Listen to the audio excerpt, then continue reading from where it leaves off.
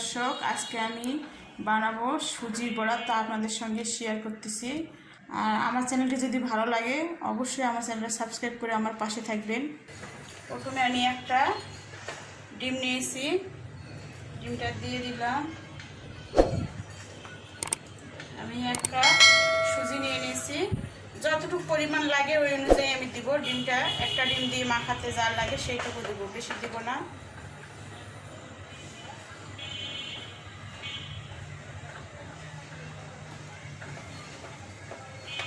Half cup নিয়ে নিয়েছি চিনি,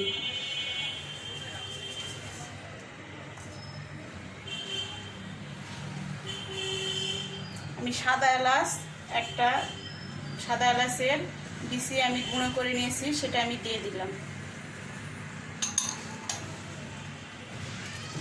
আর এক চিমটি দিচ্ছি লবণ, এটা চিনির ব্যালেন্সটা ঠিক রাখার জন্য আমি লবণটা দিয়ে দিচ্ছি।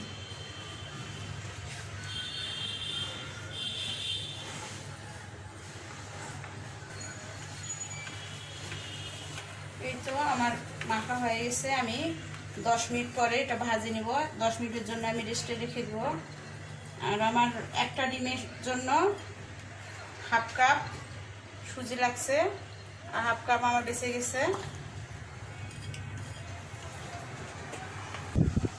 আমি 10 মিনিটের জন্য ঢাকনা দিয়ে রেখে দিলাম। 10 মিনিট পরে আমি আপনাদের দেখাচ্ছি।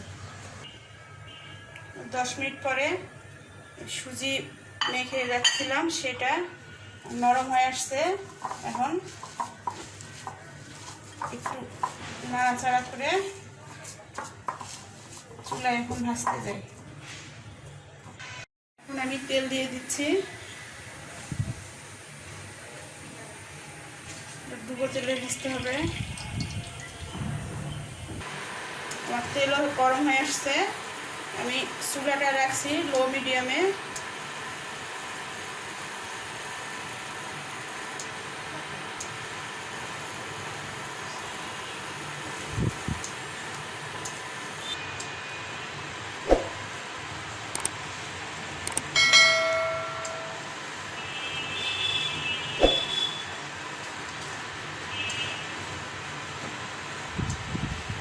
চিনিগুলো কিন্তু অবশ্যই আপনাদের গলাতে হবে, না করলে আপনার ছড়াই যাবে। তেলে দেওয়া মাত্র চিনি গলে সুজিটা আলাদা হয়ে ছড়াই চলে যাবে। চিনিটা ভালো করে গলার পরে আপনারা ভাজবেন, তাহলে বড়াটা ভালো হবে। এই তো আমার বড়াগুলো মিক্সটা প্রায় হয়ে আসছে। আমি এখন একটা একটা করে উল্টে দেই।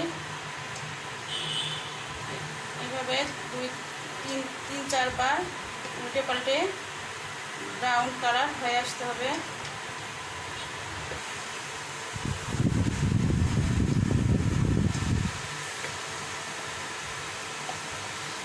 ডিম দেওয়ার কারণে বড়াগুলো বেশ বড় বড় ফুলে গেছে, দেখতেই পাচ্ছেন অনেক সুন্দর হয়েছে। ফুলে আরও ফুলে যাবে এগুলা, অনেকটা বাদাম হয়ে আসছে। এই তো আমার বড়া ভাজা হয়ে গেছে, আমি এখন উঠাই নিব বড়াগুলা। আমার বড়া হয়ে গেছে ভাজা, আমি এখন উঠাই নিব দর্শক। এই যে উঠাই নিচ্ছি।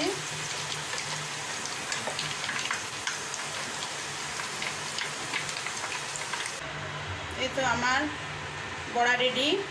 বিকেলের নাস্তার জন্য আমি এটা বানিয়েছি, আপনারা এভাবে বানাবেন।